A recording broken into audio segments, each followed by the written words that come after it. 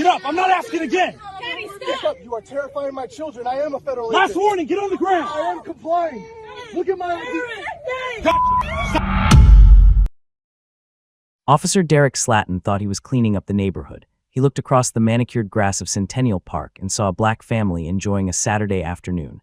But his mind didn't register a birthday party. It didn't register a family. It registered a threat. He saw a man who didn't belong, a suspect who needed to be controlled, and a situation that required immediate, overwhelming force. But Officer Slaton didn't know who he was looking at.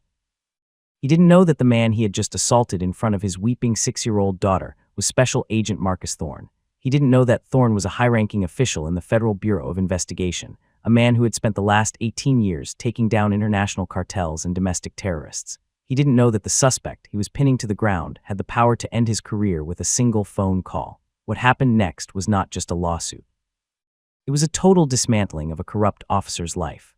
Officer Slaton's decision to ignore a federal badge and brutalize a father at a birthday picnic would result in a $5.2 million payout from the city, a federal civil rights indictment, and a prison sentence that would ensure he never wore a uniform again. This wasn't just an arrest gone wrong.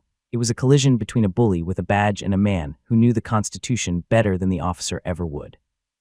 And thanks to a brave bystander who hid their phone behind a picnic basket, the world got to see exactly what happens when systemic bias meets federal authority.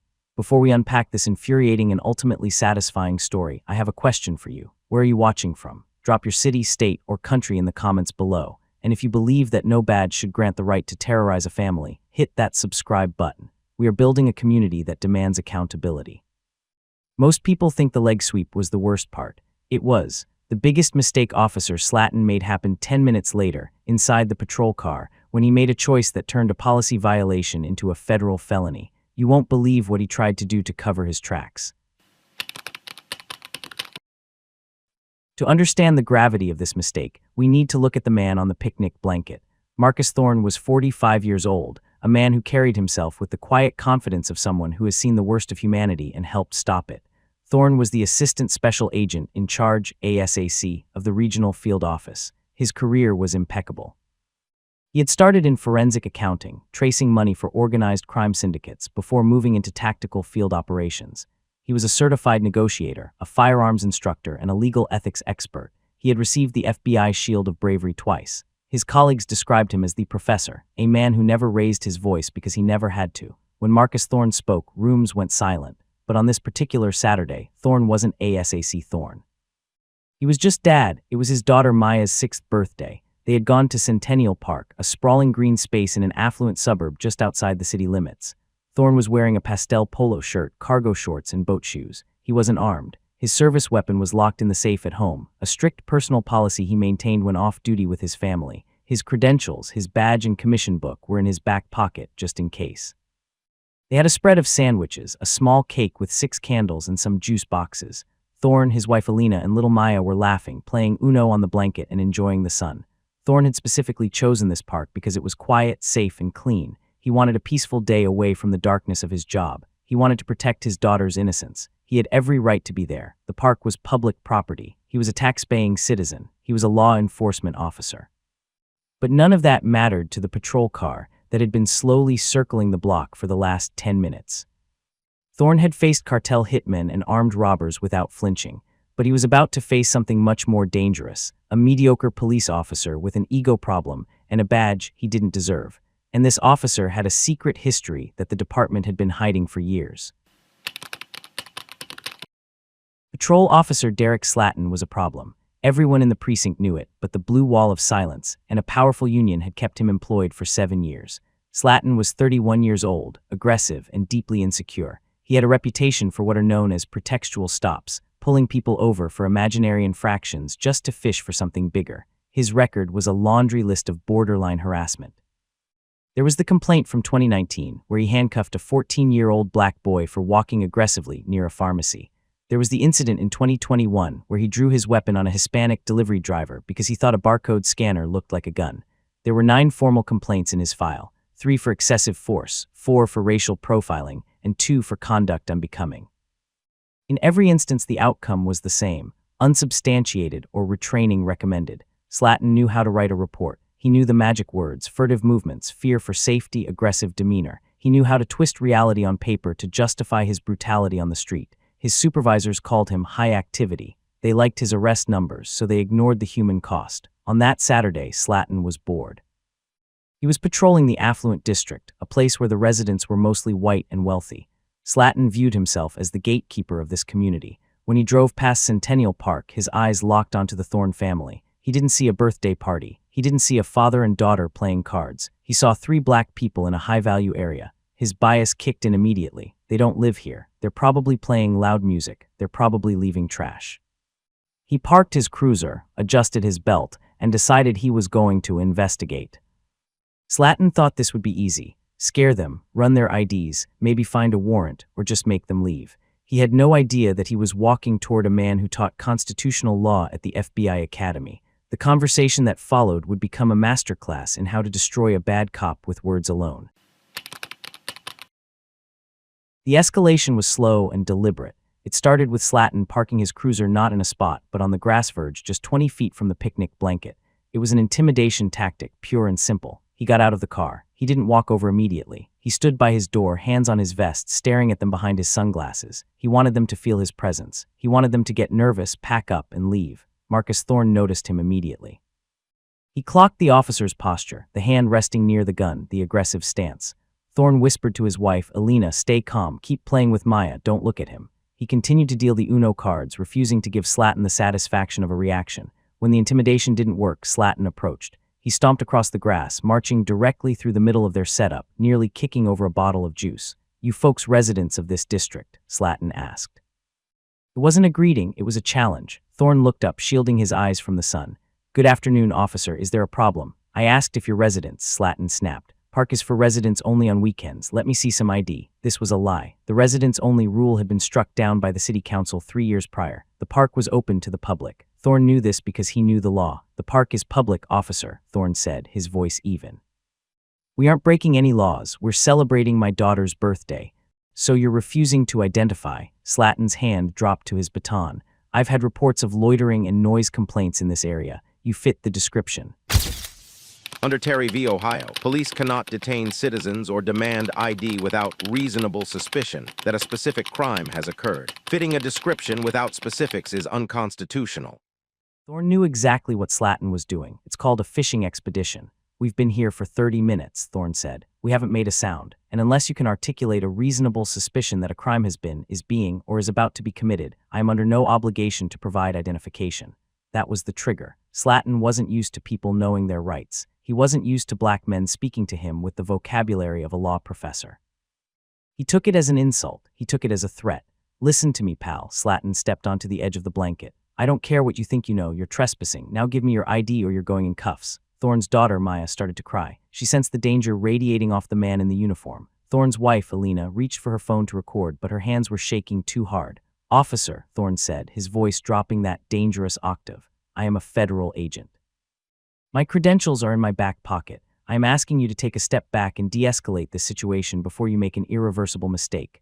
Slaton laughed. Federal agent, right, and I'm the police commissioner. Stand up, now. This brings us to the moment captured in the cold open. The moment where Slaton decided that his ego was more important than the safety of a child or the laws of the United States. Thorne stood up to draw the fire away from his family. I am complying, he said, moving his hands slowly away from his body. Look at my ID. Slaton didn't want to look. He wanted to dominate. He swept Thorne's leg. He drove a 200-pound man into the dirt in front of his screaming child.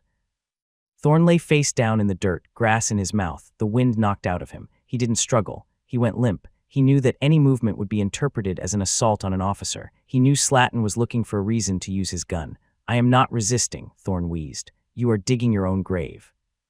Slaton had his man. He had won the physical battle, but he was about to lose the legal war. Because while Slaton was busy celebrating his arrest, Thorne's wife had just dialed a number that Slaton should have been terrified of. The cavalry was coming, and they weren't bringing squad cars.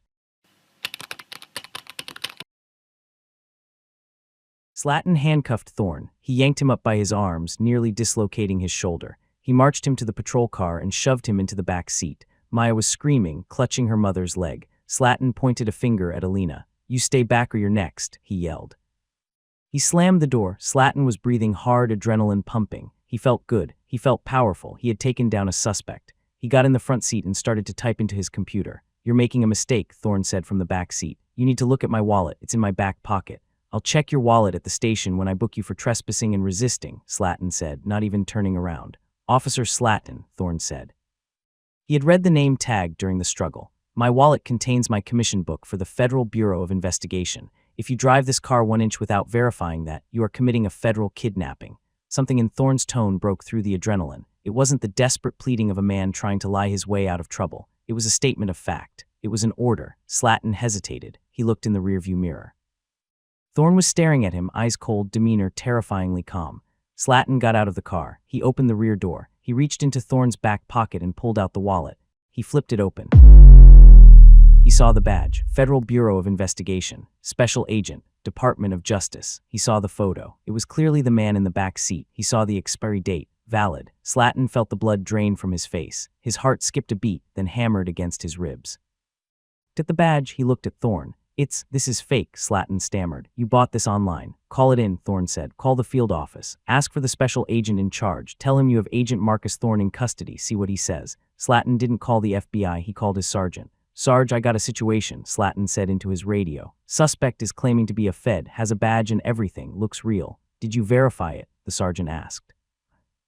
"I think it's a fake, but he's really calm, Sarge. I'm 2 minutes out," the sergeant said. "Don't move." While they waited, Thorne's wife, Alina, had made a phone call of her own. She called Marcus's work partner, Special Agent Davidson. She was hysterical, explaining that a cop had just beaten Marcus and put him in a car. Davidson didn't ask questions. He hit the panic button at the field office. Officer down protocols were initiated, but in reverse. An agent was in distress.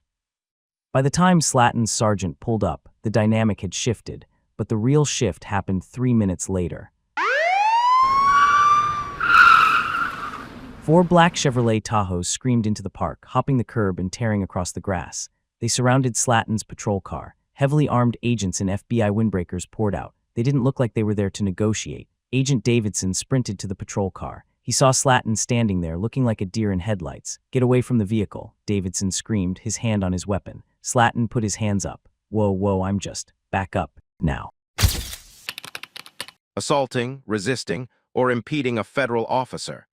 Even if Slaton didn't know Thorne was an agent initially, his continued detention after seeing the badge triggers this federal felony.